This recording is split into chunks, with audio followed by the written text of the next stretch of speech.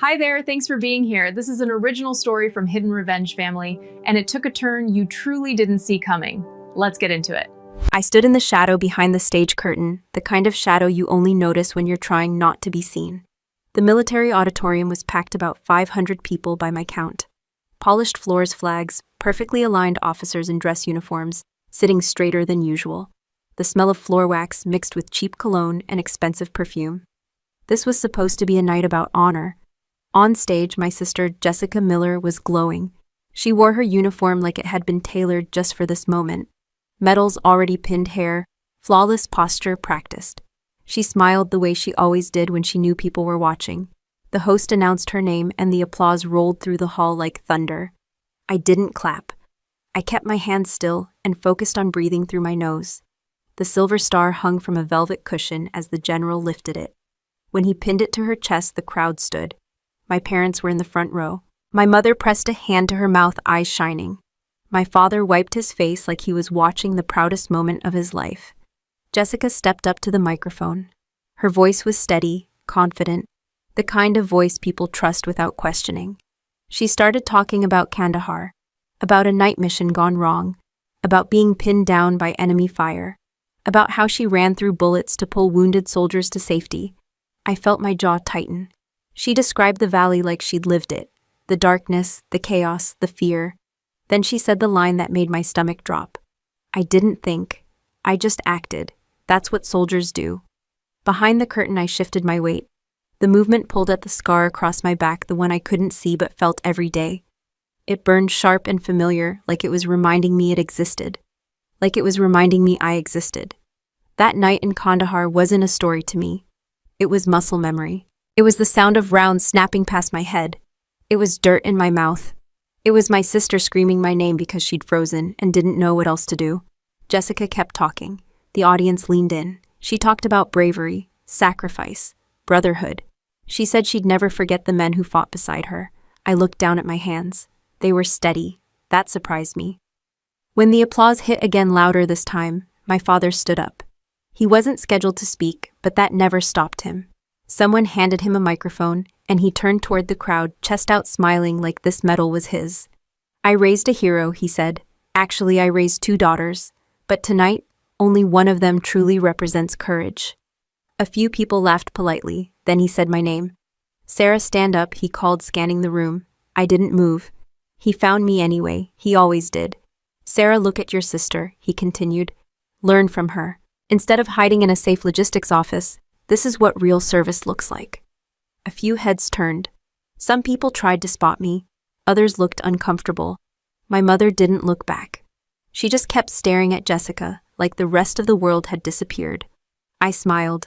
It wasn't real, just something I'd learned to do when things like this happened. In my pocket, my fingers closed around the edges of an old scratched memory card. It was warm from my body heat, small, easy to ignore, easy to underestimate, just like me apparently. Jessica thanked our parents from the stage. She talked about family support, about how belief made her strong. My mother cried openly now. My father nodded like every word confirmed something he'd always known. The general shook Jessica's hand again. Cameras flashed. The crowd rose for another standing ovation. I stayed where I was. No one asked why I wasn't sitting with my family. No one asked why my uniform was plain, missing the shine everyone expected. No one asked why I stood alone behind a curtain instead of celebrating my sister's heroism. That was fine. I wasn't there to be seen. As the ceremony moved on, I watched Jessica from the side. I knew her tells, the slight tilt of her head when she exaggerated, the pause before a lie to make it sound thoughtful. She used them well, she always had. When she stepped off stage, flushed with attention, our eyes met for half a second. Her smile didn't change, but something flickered behind it. Recognition, then relief. She looked away first. I exhaled slowly. The band started playing. People began to mingle. Officers congratulated my parents. I heard phrases drift backstage. Incredible bravery, true inspiration, you must be so proud. My father laughed loud enough for everyone to hear. No one mentioned my name again. I slipped out through a side exit before anyone could corner me with questions or forced smiles. The night air was cold, dry. It hit my lungs hard. I leaned against the wall for a moment, letting the noise from inside fade. I wasn't angry, not the way people expect. Anger takes energy. What I felt was tighter than that, more controlled. This wasn't just about a medal. This was about a story that had been stolen and rewritten so many times that people believed it without blinking. This was about being erased while standing in the same room. This was about blood on sand turning into a speech written by someone who ran the other way. I pushed off the wall and walked toward the parking lot. My phone buzzed. A text from my mother. "Did you see how amazing your sister was tonight?" I didn't reply. I opened my car, sat down, and closed the door. For a few seconds, I just sat there, hands on the wheel, listening to my own breathing. Then I pulled the memory card from my pocket and placed it in the center console. I wasn't sure yet what I was going to do with it. But I knew one thing. I was done standing in the dark while someone else took credit for my blood. I drove home that night with the radio off, knuckles loose on the steering wheel, letting the quiet do its job. The house came into view the same way it always had, big porch lights on, curtains open like it was performing for the neighborhood. I parked, sat there for a beat, then went inside because that's what I'd always done. Nothing inside had changed. Same furniture, same family photos arranged like a highlight reel. Jessica was everywhere, prom dresses, trophies, framed smiles. I showed up once, maybe twice, usually cropped to the side. The message was subtle but consistent. My mother was in the kitchen, already dressed down from the ceremony. She didn't ask where I'd been sitting. She didn't ask why I'd left early. She just said, "Your sister was flawless tonight," like she was reviewing a performance. My father nodded from the table. "That's what happens when someone commits fully," he said, not hiding behind paperwork. I took a glass from the cabinet and poured water. My hand didn't shake. I'd learned how to do that years ago. This wasn't new. It never was. Growing up, Jessica and I shared a house, but not a world. She was the kid teachers remembered by name. I was the one they confused with other students. Jessica smiled and got chances. I worked and waited. When college came up, my parents sold a piece of land that had been in the family for generations. Not for me, for Jessica. Private university, out of state. An investment, my father said. She has potential. I went to a community college and worked 2 jobs, nights and weekends.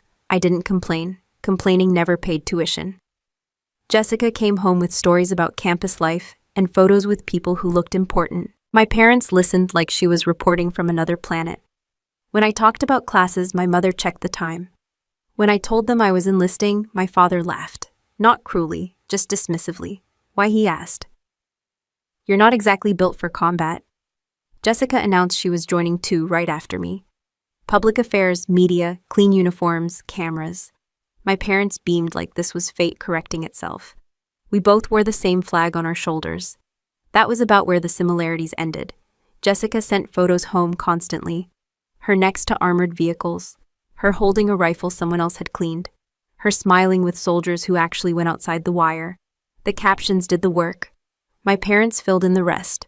My missions didn't come with photos, or captions, or updates. They came with silence and orders not to talk. So my parents talked anyway. "She's just doing desk work," my father told people. "Logistics. Safe stuff." I corrected him once. Just once. My mother stared at me like I'd insulted her. "Why can't you just be happy for your sister?" I stopped explaining after that. Back in the kitchen, my mother slid her phone across the counter. Jessica's face filled the screen. Some article, big headline, hero. My name wasn't in it. That didn't surprise me. "You should have been there for her more," my mother said. "Support matters." I looked at her and almost laughed. Almost. I went upstairs to my old room. It was untouched. Like a museum exhibit labeled "the one who didn't quite make it." I sat on the edge of the bed and leaned forward, elbows on knees. Jessica knocked once and came in without waiting. She closed the door behind her and leaned against it, arms crossed. Still glowing from the ceremony, still wearing that smile. "You didn't clap," she said. "I was busy," I answered. She tilted her head. That look, the one she used when she wanted to sound reasonable. "You could try being supportive." Tonight was important.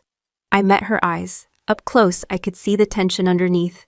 She knew, she'd always known. Important for who I asked.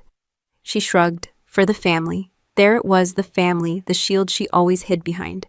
"You know, Mom and Dad," she continued. "They need something to be proud of." I stood up, slowly. My back protested, but I ignored it. "Get some sleep," she added. "Tomorrow will be crazy with interviews." I nodded like I'd heard her. She left the room without saying goodnight. I lay back on the bed and stared at the ceiling, listening to the house settle. Voices downstairs, laughter, the sound of my parents celebrating a version of reality that made sense to them. I didn't hate Jessica. Not exactly. Hate is loud. This was quieter, sharper. By the time I turned off the light, I'd already made a decision. Not about confrontation, not about revenge, about patience. Because the thing about living in the background is you see everything. And I had seen enough to know this story wasn't going to end the way they thought it would. I pressed my helmet down tighter as the rotors faded and the valley swallowed us whole. The air smelled like dust and burned metal, the kind of smell that sticks in your throat no matter how many times you breathe through it. We moved fast low, the way you do when you don't want the ground to remember you were there. Jessica was with us that night. She wasn't supposed to be close. Officially, she was embedded for documentation, staying behind the main element. Unofficially, she'd pushed to be nearer the action. Better footage, better story. She carried a camera that cost more than my car, and a rifle she'd fired exactly twice in training. The valley was quiet in the wrong way. I raised a fist and the team froze. No one spoke. No one needed to. We'd done this enough times. My eyes scanned the ridgeline, then the tree line. Nothing obvious. That made it worse. Jessica shifted behind me. I heard the crunch of gravel. I turned just enough to catch her eye and shook my head. She mouthed something I didn't bother reading. The first shot cracked the air like it tore the night in half. Then everything came at once. Automatic fire from the left. RPG from somewhere uphill. The radio exploded with overlapping voices. We dove for cover as dirt and rock kicked up around us. Contact left, someone yelled. I rolled behind a low wall and brought my weapon up. My world narrowed to angles and movement. I could hear my own breathing inside the helmet. Calm, controlled. That part of me always showed up when things went bad. Jessica screamed, not words, just panic, raw and loud. I spotted her 20 feet back, frozen in the open camera, dangling from her hand, like she'd forgotten why it was there. Tracers cut across the space she was standing in. I swore and broke cover. I grabbed her vest and dragged her down, bullets snapping close enough to feel. She fought me at first, stiff with shock, then stumbled when I shoved her toward a shallow depression in the ground. Get in, I shouted. She tripped, fell hard, and crawled the rest of the way. I kicked dirt over the edge and shoved her down farther, my body between her and the fire, until she was deep enough. Stay here, I said. Do not move. Her eyes were wide, wet, useless. She nodded too fast. I turned back toward the team and fired. We were pinned. They had elevation and numbers. I laid suppressive fire, short bursts, controlled buying seconds where I could. The radio crackled. Someone was hit. Someone else was out of ammo. I shifted to the machine gun position and took over. My shoulder absorbed the recoil as I walked the fire across the ridge. It wasn't heroic. It was math, angles, timing, keeping their heads down long enough for us to move. Another explosion rocked the ground. Heat slammed into my back. I didn't feel the shrapnel at first, just pressure, like someone had shoved me hard. I kept firing. The call came through the radio bird inbound. We had minutes, maybe less. Move, I shouted, waving the team back in staggered groups. I fell back, last step by step, firing until the barrel smoked. I turned to grab Jessica. She was crying, loud, uncontrolled. Move, I said again. She shook her head. I can't. I grabbed her arm and hauled her up. She dropped the camera. It hit the dirt and shattered. I didn't slow down to care. Rounds kicked up dust around our legs as I dragged her toward the extraction point. Halfway there, she yanked free and ran ahead faster than I expected, straight into open ground. Get down, I yelled. She didn't. I sprinted after her. Something exploded behind us. The blast threw me forward. I hit the ground hard, pain ripping through my back like fire. I bit down and pushed up anyway. The last guy was struggling near the bird leg, bleeding weight, dead. I dropped Jessica at the ramp and turned back. I felt the shrapnel then. Every step sent heat down my spine. My vision narrowed, but the math still worked. I grabbed the wounded soldier under the arms and dragged him. The helicopter's guns opened up, chewing the hillside, buying us space. Hands reached out and pulled us in. As the bird lifted, I collapsed against the floor, staring at the ceiling, breathing smoke and oil. My back was on fire now. Someone pressed a hand to it. Someone else shouted for a medic. Across from me, Jessica sat, shaking, arms wrapped around herself. She didn't look at me. I didn't look at her either. I focused on staying awake, on the sound of the rotors, on the fact that everyone else was alive. That was the job. Later in the dark quiet of the flight, I caught her staring at me. Not gratitude, not relief, something else, something calculating. That was when I knew this night wasn't going to stay where it belonged. I woke up to a steady beeping and the smell of antiseptic, the kind that tells you you're not going anywhere soon. My mouth was dry. My body felt heavy, like gravity had doubled overnight. When I tried to shift, pain lit up my back and shut that idea down immediately. A nurse noticed my eyes open and moved fast. She told me to stay still, told me I'd been out for a while. 3 weeks to be exact. 3 weeks was more than enough time for a story to grow legs. They kept me sedated on and off while surgeons worked on my back. Shrapnel damage, infection risk. Physical therapy scheduled but not yet started. Every update was clinical and clean. No one talked about medals or headlines. When I was clear enough to hold a conversation, I asked for a phone. The nurse hesitated, then handed it over like she already knew this wouldn't end well. My screen lit up with notifications, missed calls, messages, news alerts. I ignored most of them and opened the first article that popped up. Jessica's face filled the screen. She was in uniform, serious expression headline underneath her name. Heroic soldier saves unit during Kandahar ambush. I scrolled. Her quotes were everywhere, carefully worded, emotionally polished. She talked about fear, about stepping up, about making the hard call when no one else could. I read the whole thing without blinking. By the time I finished, I understood exactly what she'd done. I checked the official summary next. The preliminary after-action report had been released. Names listed, roles assigned, decisions credited. Mine wasn't there. I wasn't angry yet.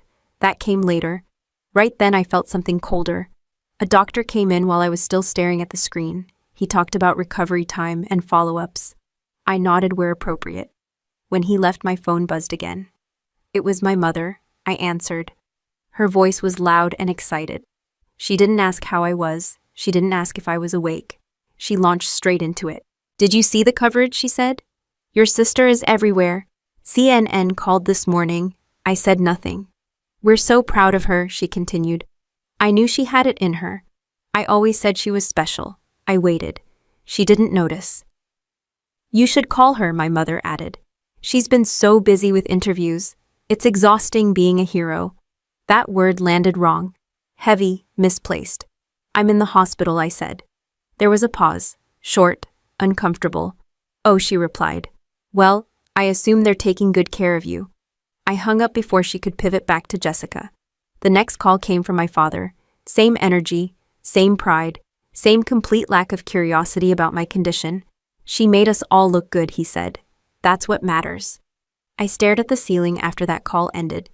White, cracked in one corner. I counted the cracks until my breathing slowed. Jessica never called. Not once. The first time I saw her was a week later. She walked into my hospital room like she owned it. Hair pulled back, uniform crisp. Expression concerned in a way that didn't reach her eyes. Hey, she said softly, you scared everyone. I almost laughed. She sat down and clasped her hands like she was there to comfort me. I watched her instead of answering. They told me you might not remember everything, she continued. Head trauma can do that. There it was, I remember, I said. She blinked. Just once. That's good, she replied quickly.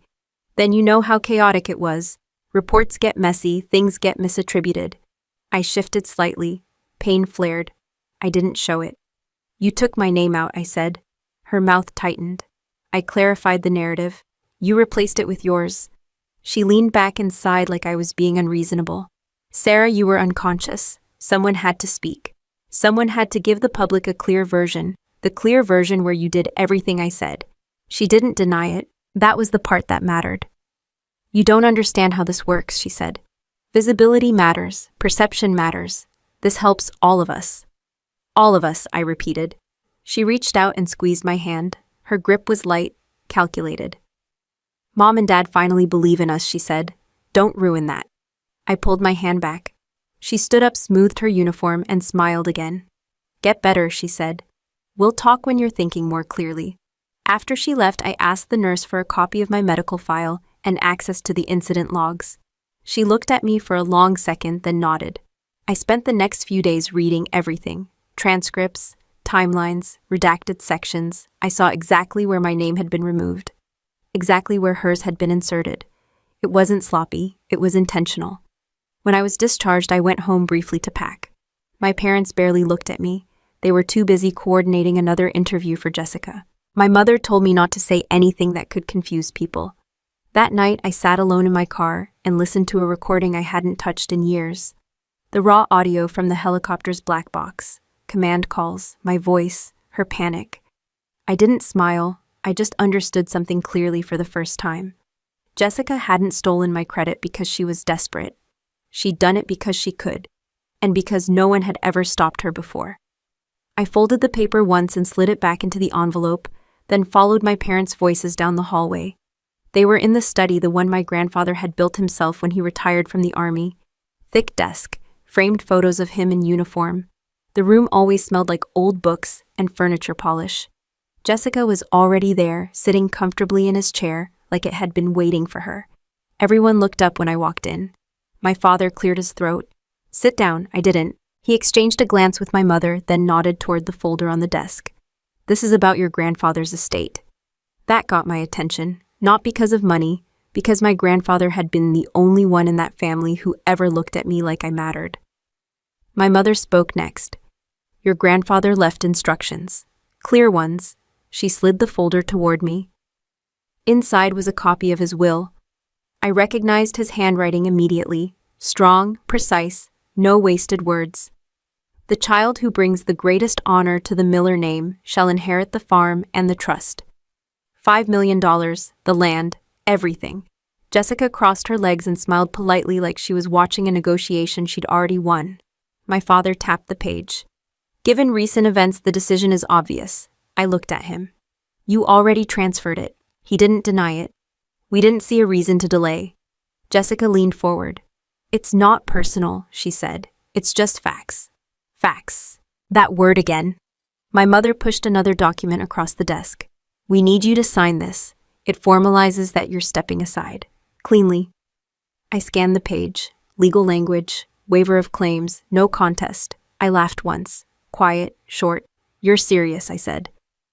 My father frowned. "Don't make this harder than it needs to be." I looked at Jessica. She met my eyes without flinching. "You know," she said softly, "some people serve quietly. Others are meant to lead." I closed the folder. "I bled for this family," I said. My mother waved her hand like she was brushing off smoke. "You chose your path." I thought of my grandfather teaching me how to fix a fence, how he'd said strength doesn't announce itself. I picked up the pen. Jessica's smile widened. I signed. The room relaxed instantly. My father exhaled. My mother nodded like a crisis had been avoided. My father reached into his wallet and tossed something onto the desk. A single $100 bill. "Get yourself a place," he said. "Small, quiet, and don't cause trouble." Jessica leaned in close as I stood. Her voice dropped low enough that only I could hear. "Even when you bleed," she whispered, "people only see who they want to see." I didn't answer. I walked out of that house with one duffel bag and nothing else. No goodbye, no argument, just the sound of the door closing behind me. I slept in my car that night. The next morning, I found a warehouse space on the edge of town. Cheap, quiet, no questions asked. Concrete floor, exposed beams. It smelled like dust and oil. Perfect. I brought in a folding table, a chair, and my laptop. Then I locked the door. For the first time since the ceremony, I let myself sit still. I didn't cry. I didn't scream. I opened my computer. The memory card slid into the reader with a soft click. I copied the files. Audio, metadata, timestamps, clean, untouched. Then I made the first call. He picked up on the second ring. "Sarah," his voice was cautious. "You okay? Did you hear what they're saying about Kandahar?" I asked. A pause. Then, "Yeah, did you hear your name?" Another pause. Longer this time. "No. I need you to tell me the truth," I said. "Was I there?" His answer came fast. "You ran the whole damn thing." I closed my eyes. "Would you say that out loud?" I asked. "Yes," he said. "Anytime." That was all I needed. I made 11 more calls. Some were angry, some were tired. All of them remembered. Each voice added weight, context, proof. No one hesitated. By the end of the night, the warehouse felt different, charged, like something had finally started moving. I leaned back in the chair and stared at the ceiling. They'd taken my name, my family, my inheritance. They'd made their choice. So had I. I locked the warehouse door from the inside and killed the lights, leaving only the glow from my laptop. The screen reflected off the concrete walls, harsh and honest. This wasn't a place for speeches. It was a place for work. I started organizing the files. Audio first, raw helicopter comms, no edits, no filters, just voices, timestamps, and the kind of clarity you can't fake. My voice cut through the chaos, steady and direct. Jessica's didn't. Hers came in broken bursts, high and frantic, asking where to go, begging someone to tell her what to do. I labeled everything twice, once by time, once by source. Sloppy people lose cases. I wasn't going to be sloppy. The phone buzzed again. Sarah, a voice said, low and familiar. I heard you're digging. I am, I replied. You sure you want to open this? I glanced at the screen, at the waveform frozen mid-command. I didn't start it. A pause. Then a quiet exhale. I'm in. That made 7. By morning, I had 12 confirmations. 12 soldiers from that night. Different ranks, different units, same memory, same conclusion. They didn't talk like people chasing attention. They talked like people who'd carried something heavy for too long. One of them drove 3 hours to see me. He showed up with coffee and a scar that matched mine. Just in a different place. He didn't say much. He didn't need to. I kept copies, he said, handing me a drive. Didn't feel right deleting them. Another sent encrypted logs through a secure channel. Another offered sworn statements, no conditions. One asked if this would end their career. It won't, I said. But lying already did damage. That answer mattered. I built a timeline on the wall with tape and printed sheets. Mission start, contact, extraction, med evac, hospitalization, media release, report revisions, award nomination, every point lined up. Every gap told the same story. Jessica's name appeared where mine had been removed. I didn't smile. I didn't celebrate. I checked for weaknesses. The weak point wasn't the evidence. It was exposure, timing, venue. You don't correct a lie like this quietly. Quiet is how it survives. By noon, my back was streaming. I ignored it. I ordered cheap food and ate standing up. The kind of meal you forget 5 minutes later. The call from Lieutenant Colonel Vance came that afternoon. I heard my unit's name mentioned, he said. His voice carried authority without effort. That usually means trouble. I'm not calling to cause it, I said. I'm calling to stop it. Silence. Then send me what you have. I sent everything. He called back 20 minutes later. That was faster than I expected. This is clean, he said. Too clean to ignore. I'm not asking you to take sides, I replied. Good, he said. Because I already know where I stand. We talked logistics, procedure, what could be said, what couldn't. He didn't promise protection, he promised truth. That was better. When the sun dropped, the warehouse filled with people, not all at once, one by one, some in uniform, some in plain clothes, medals on chests, weight in their posture. No one hugged, no one made speeches. We stood around the table and listened to the audio together. No commentary, no edits, just the night as it happened. When it ended, no one spoke for a moment. Finally, someone said, "She ran." Another added, "You didn't, that was enough." We talked strategy, not revenge, accountability, where the truth would be undeniable, where it would have witnesses who mattered. The gala invite sat on the table, unit anniversary, high profile, press guaranteed. Jessica as keynote, perfect. They won't let you in, someone said. I won't be alone, I replied. Plans formed quickly when everyone trusted the goal. Roles assigned, evidence queued, legal review done, redundancies in place. If one angle failed, another would hold. I looked around the room. 12 soldiers who had no reason to be here except one. They'd been invisible once too. By midnight, the warehouse was quiet again. Everyone left with instructions and timelines. I stayed behind to shut things down. I sat in the folding chair and finally leaned back. Pain shot through my spine. I breathed through it, slow and controlled. This wasn't about humiliating my sister. It wasn't about punishing my parents. It was about correcting a record that had been falsified because it was convenient. I shut the laptop and stood up. Tomorrow, Jessica would rehearse her speech. She'd practice her pauses. She'd polish the parts that always worked. She wouldn't see this coming. And for once, that wasn't because I stayed quiet. I stepped out of the car and adjusted my jacket, feeling the stiffness in my back settle into something manageable. The gala venue glowed like it was hosting a movie premiere. Valet lines, glass doors, banners celebrating the unit's anniversary. Music floated out every time the doors opened. Laughter followed. Inside, this was a night for heroes. I walked toward the entrance and was stopped immediately. "Name the security guard," asked, already scanning the list. "Sarah Miller," I said. He frowned and checked again, slower this time. "You're not on the list." "I know," I replied. He straightened, professional but firm. "This is a closed event." Behind him, I could see my parents through the glass. My mother wore a dress that cost more than my first car. My father stood beside her, chest out, enjoying the attention. Jessica was somewhere inside, probably rehearsing lines she'd practiced in the mirror. "I'm expected," I said. The guard shook his head. "I can't. She's with us." The voice cut clean through the noise. The guard turned. So did everyone else within earshot. 12 soldiers walked up beside me in a loose line. Uniforms, sharp metals, catching the light. They didn't rush. They didn't need to. Lieutenant Colonel Vance led them, calm and unmistakable. The guard swallowed. "Sir."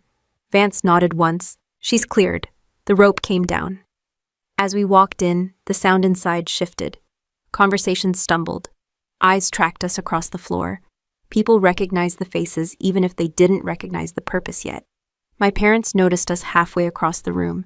My mother's smile faltered first. She leaned toward my father, whispering fast. He turned, saw me, and froze.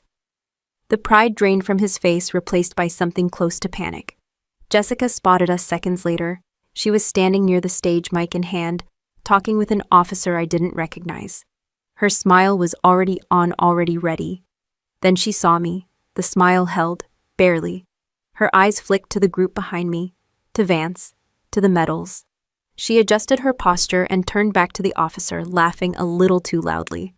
We took seats near the front. Not the front row, close enough. The program moved on. Speeches, applause, videos celebrating service and sacrifice. The crowd relaxed again, convincing themselves this was just another ceremony. Then Jessica was announced. She walked onto the stage like she owned it, confident, familiar. The applause came fast and full.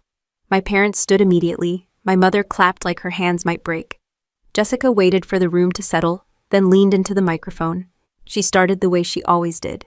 Gratitude, honor, the importance of remembering those who served. I watched her closely. She was polished, comfortable. This was her element. She moved into the story, Kandahar, the ambush, the choices she claimed she made. I felt the room lean in again. That was when the screen behind her went black. Jessica paused. Just a fraction of a second. She glanced back, confused. The audio hit first. "This is Sarah Miller. I'm holding position. Get my sister out now." My voice, clear, unmistakable. The room stiffened. The video came on next, grainy, unedited. Jessica dropping the camera, turning, running, panic loud and visible. No hero angles, no narration. Someone gasped. Jessica spun toward the screen, then back to the audience. Her mouth opened. No sound came out. I stood up. One by one, the 12 soldiers joined me. We didn't rush the stage. We didn't need to. Vance stepped forward and took the microphone from a stunned staffer. "This footage," he said, voice steady, "is the original record from the Kandahar extraction." Silence swallowed the room. He gestured toward us. These soldiers were there. They will speak to what happened. The first one stepped up. Short, direct. Sarah pulled me behind cover when I was hit. She stayed until I was clear. The next followed. She ran the gun. Bought us time. Another. She dragged 2 of us to the bird. Each statement landed clean. No emotion. No embellishment. Just facts.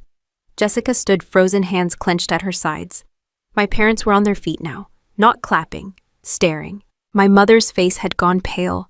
My father looked like the floor had dropped out from under him. Vance turned to them. "You should be ashamed," he said.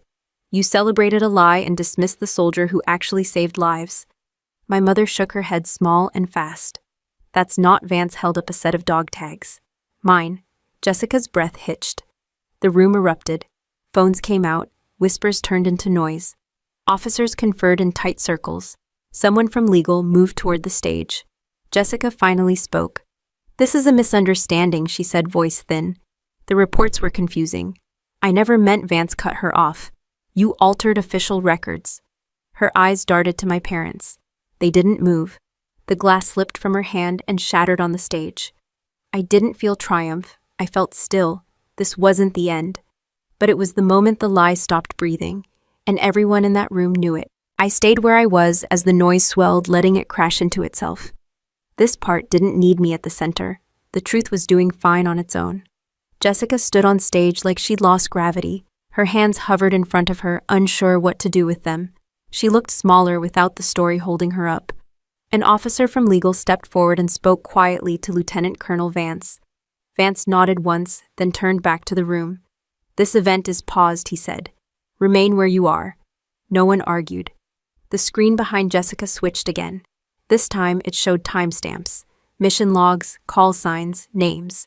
Mine appeared where it should have been all along. Clean, unedited, official. One of the soldiers stepped forward and pointed to the screen. "That's when she took command," he said. "No confusion, no gap." Another added, "We were told to stay quiet because of classification. That order never included lying." Jessica shook her head, fast and desperate. "You don't understand how much pressure I was under," she said. "Everyone expected something from me." That line didn't land the way she hoped. Pressure wasn't new to anyone in that room.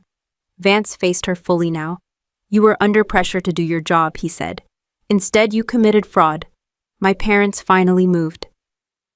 My mother pushed through the chairs toward the aisle, her voice high and shaking. "There has to be some mistake. She wouldn't do this on purpose." Jessica looked at her like a lifeline had been thrown. Vance didn't raise his voice. He didn't need to. "The evidence says otherwise." He gestured to a technician near the stage. Another file appeared on the screen.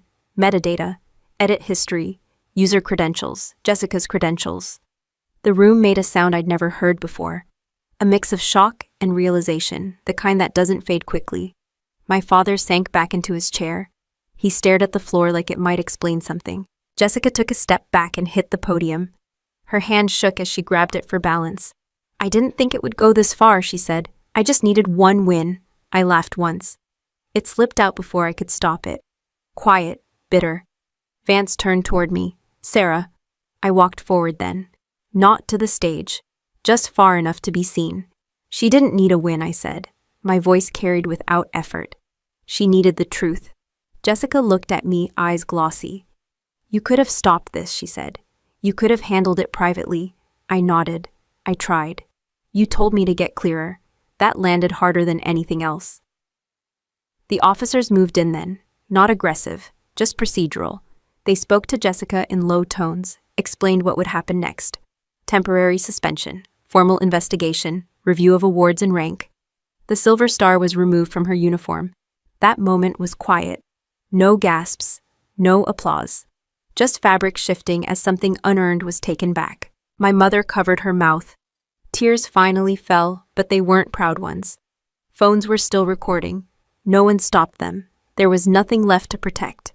Jessica was escorted off the stage. She didn't fight it. She didn't look back. When she passed my parents, she reached out like she expected them to follow. They didn't. Vance waited until she was gone before turning back to the room. "This concludes the matter," he said. "The record will be corrected." Applause started somewhere near the back. Not loud, not celebratory, respectful. It spread slowly. I didn't bow. I didn't smile. I sat back down. The soldiers around me stayed standing for a moment longer, then followed.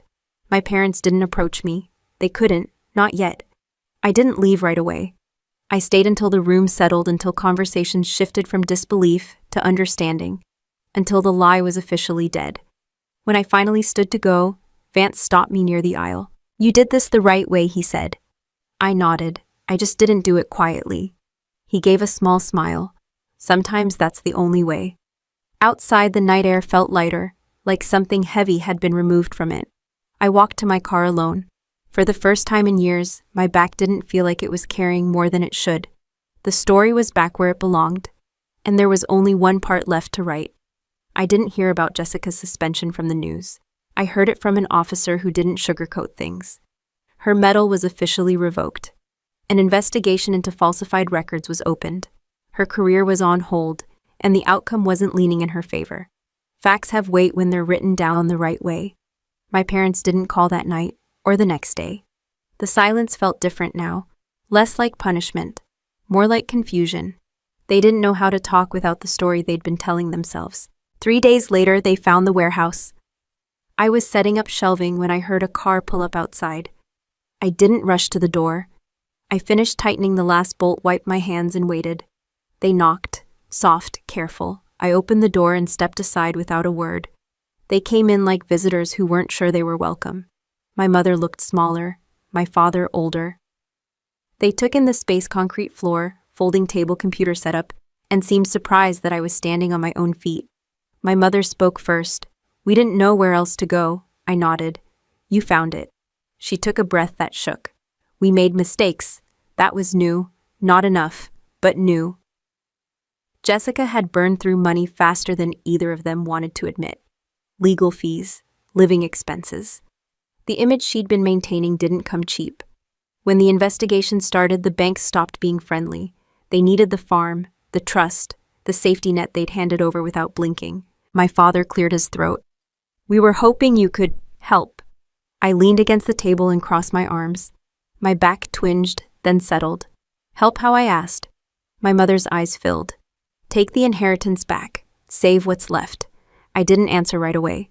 I let the quiet stretch until they felt it. "You told me I was just logistics," I said, "that I didn't matter." My father looked down.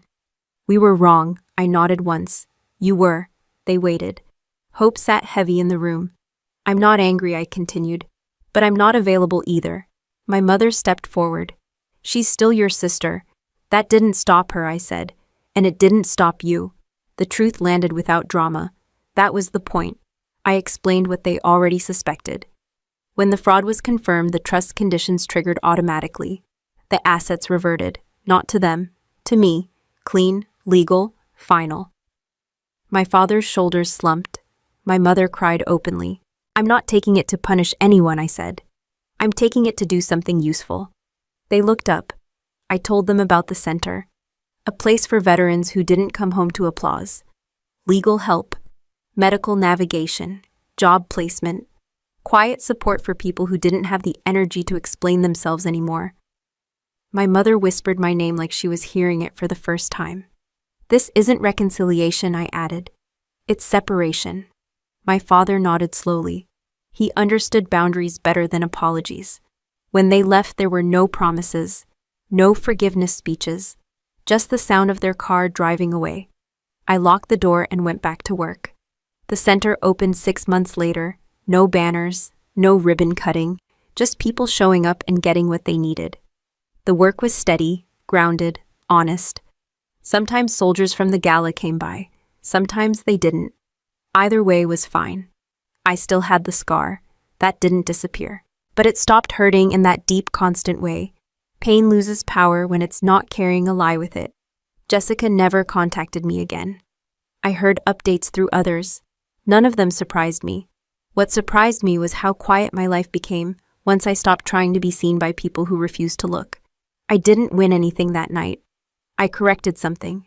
That mattered more. If you've ever watched someone else take credit for your work, your sacrifice, or your pain, and wondered if it was even worth speaking up, what would you have done in my place? Would you have stayed quiet to keep the peace, or told the truth even if it cost you everything familiar? Share your thoughts in the comments, and if stories about accountability, resilience, and real justice matter to you, subscribe to the channel for more. The first morning after everything was over, I woke up expecting to feel lighter. That's what people say happens when the truth finally comes out. They talk about relief, closure, justice, like those things arrive together in a neat package and fix whatever was broken. Instead, I felt empty, not sad, not angry, just quiet in a way I wasn't used to. No adrenaline, no plan, no next move. The fight was over, and I hadn't realized how much of my identity had been built around surviving it. I made coffee and stood there holding the mug, realizing no one was watching anymore. No one was judging me. No one was waiting for me to explain myself. And for the first time, that scared me a little. For years, I'd told myself I just wanted the truth out. That once people knew, everything would make sense. My parents would understand. My sister would admit what she'd done. The imbalance would correct itself. Some of that happened. Most of it didn't. The truth didn't fix my family. It didn't suddenly make my parents insightful or emotionally mature. It didn't turn my sister into a different person. It didn't give me a speech or a standing ovation or a rewritten childhood. What it did give me was something quieter and harder to explain. It gave me permission to stop chasing approval from people who had already decided who I was. That realization didn't hit all at once. It came in small moments, like noticing my phone stayed silent longer than I expected, or realizing I wasn't rehearsing conversations in my head anymore, or catching myself about to justify a decision to someone who no longer had access to my life. I'd spent years trying to be understood by the same people who benefited from misunderstanding me. That's a trap a lot of people fall into, at work, in families, in relationships. We assume that if we just explain ourselves better, work harder, sacrifice more, eventually the truth will be enough. Eventually they'll see us. But some people aren't confused. They're invested. They're invested in the version of you that keeps them comfortable, the one that doesn't challenge their choices or threaten their narrative. And when you step outside that role, it doesn't matter how calm or factual you are. They'll call you difficult, bitter, disloyal. I wasn't punished for lying. I was punished for no longer cooperating with the lie. That's an important distinction. The truth doesn't always cost you the things you value most. Sometimes it costs you the things you thought you needed to survive. Approval, belonging, the illusion of fairness. Letting go of those things feels like loss at first. Real loss. The kind that doesn't show up on paper. But here's what no one tells you. Once you stop chasing validation from people who withhold it as leverage, you get your energy back. Not all at once, but steadily, quietly, in ways that matter. You sleep differently, you make decisions faster, you stop negotiating with your own instincts. I didn't become fearless, I became clearer. Clear about where my responsibility ended. Clear about which relationships were built on mutual respect and which were built on silence. Clear about the difference between keeping the peace and erasing yourself. If you're watching this and you've ever been the person who did the work while someone else took the credit, you already know what I'm talking about. Maybe it was a coworker who presented your idea like it was theirs. Maybe it was a sibling who always got the benefit of the doubt. Maybe it was a parent who decided early on who you were and never updated the file. You don't need to explode to prove your point. You don't need to convince everyone. You just need to stop participating in the version of the story that requires you to stay small. Telling the truth isn't about winning arguments. It's about refusing to lie to yourself anymore. And yes, sometimes that costs you access to people you hoped would choose you differently. That's not failure, that's clarity. I didn't walk away from my family because I hated them. I walked away because I finally respected myself enough to stop asking for permission to exist as I was. If you're standing at that same edge wondering whether telling the truth is worth what it might cost you, here's the most honest answer I can give. It depends on what you're willing to keep losing if you stay quiet. Your peace matters, your integrity matters. And sometimes the bravest thing you can do isn't proving you're right. It's accepting that you no longer need to be seen by people who chose not to look. For a long time, I thought forgiveness was the finish line. That if I could just get there, say the right words, feel the right emotions, everything would settle. Families are supposed to reconcile. That's the story we're told. Especially when things get ugly. Especially when people get hurt. So when my parents showed up at the warehouse, I expected something to crack open inside me. It didn't. I watched them stand there unsure, smaller than I remembered. My mother cried. My father apologized in a careful, controlled way like he was negotiating terms. And I waited for the wave of relief people talk about when they say I forgave them, and I felt free. What I felt was nothing, not numbness, not bitterness, just a clear understanding that forgiveness wasn't the tool I needed. Boundaries were. That realization took a while to accept because we're taught to confuse boundaries with punishment. If you don't forgive people, assume you're holding a grudge, that you're angry, that you want someone to suffer. That wasn't true for me. I didn't want my parents to hurt. I just didn't want them inside my life anymore. There's a difference. Forgiveness is about letting go of resentment. Boundaries are about deciding what behavior you allow near you.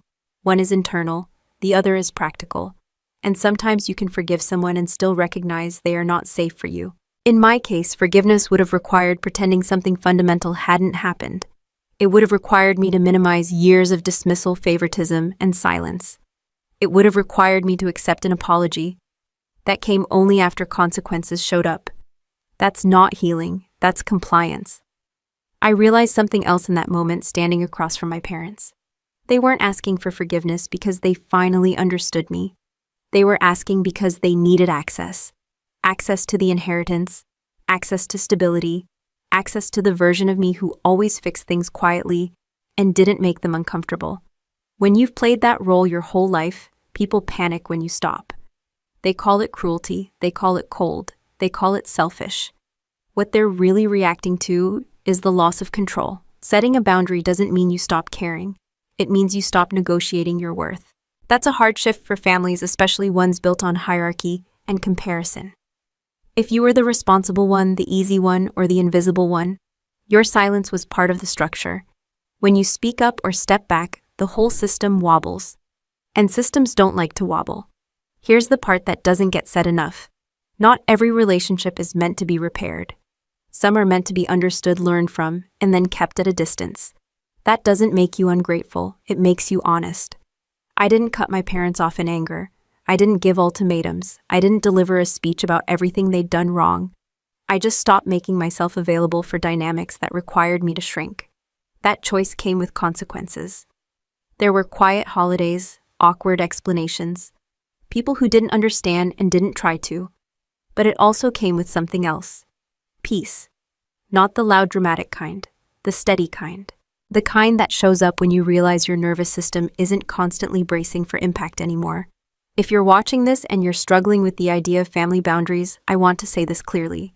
You are not obligated to keep relationships that harm you just because they share your last name. You are not required to forgive on a timeline that benefits other people. And you are not cruel for choosing distance when closeness keeps reopening the same wound.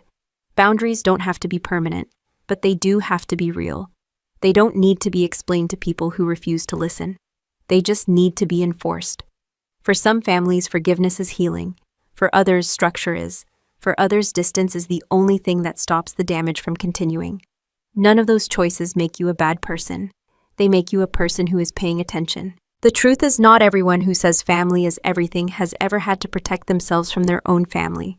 If you have, you already know this isn't about revenge or bitterness. It's about survival. And sometimes the healthiest thing you can say isn't, "I forgive you." It's, "This is as close as I can safely be." That's not failure. That's growth. The center didn't open with a ribbon cutting. No cameras, no speeches, no applause. The first day I unlocked the door, turned on the lights, and waited. That was it. By noon, 2 people had come in. One asked about paperwork for medical benefits. The other just needed a place to sit without being asked questions. Neither of them cared who I was or what I'd been through. They cared that someone showed up and stayed. That's when it clicked. This wasn't about proving anything anymore. For a long time, I thought healing meant turning pain into something impressive, something visible, a success story people could point to and say, "See, it all worked out." That idea is exhausting. Real healing doesn't announce itself. It just changes how you live. I didn't build the center to make a statement.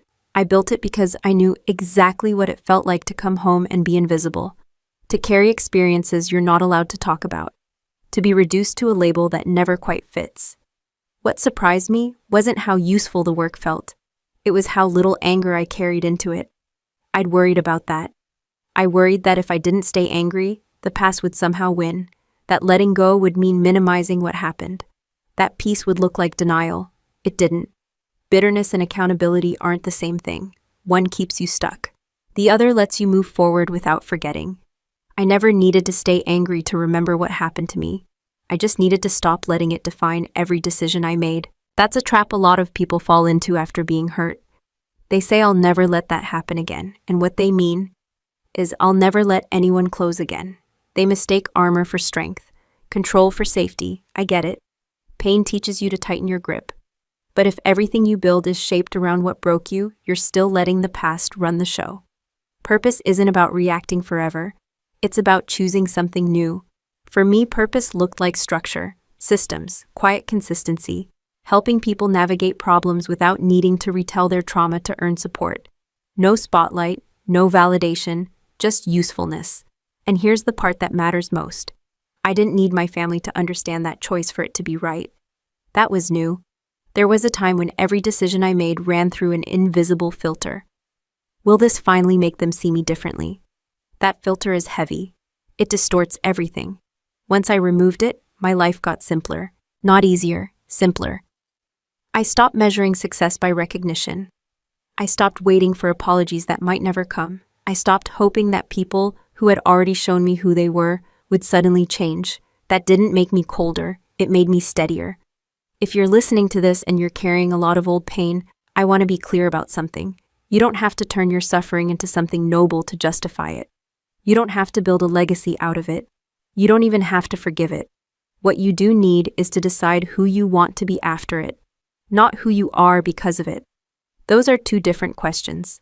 One keeps you tethered to the worst moment of your life. The other gives you options. Turning pain into purpose isn't about making meaning out of harm. It's about refusing to let harm be the only thing that shaped you. Sometimes that purpose is big. Sometimes it's private. Sometimes it's helping others. Sometimes it's finally helping yourself. There's no single correct outcome.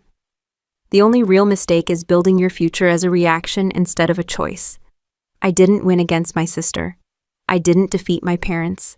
I didn't prove anything to anyone who didn't already know the truth. What I did was reclaim my direction. I decided that my life wouldn't orbit around people who couldn't see me clearly. That my value wouldn't depend on being believed by those who benefited from disbelief. That my energy would go into building something that didn't require an audience. That's not revenge. That's freedom. If you're standing at a point where the past feels loud and heavy, ask yourself this one question, not what would make things fair, but what would make you whole. Fairness is external. Wholeness is internal. When you choose the second one, the rest starts to fall into place. Not perfectly, but honestly, and that's enough. Final note. This story is a work of fiction created by artificial intelligence to heighten drama and emotion. But the valuable lessons we discuss are entirely real and continue to happen to many people every day. If this style isn't for you, that's perfectly okay. Please feel free to look for other content that better suits your needs.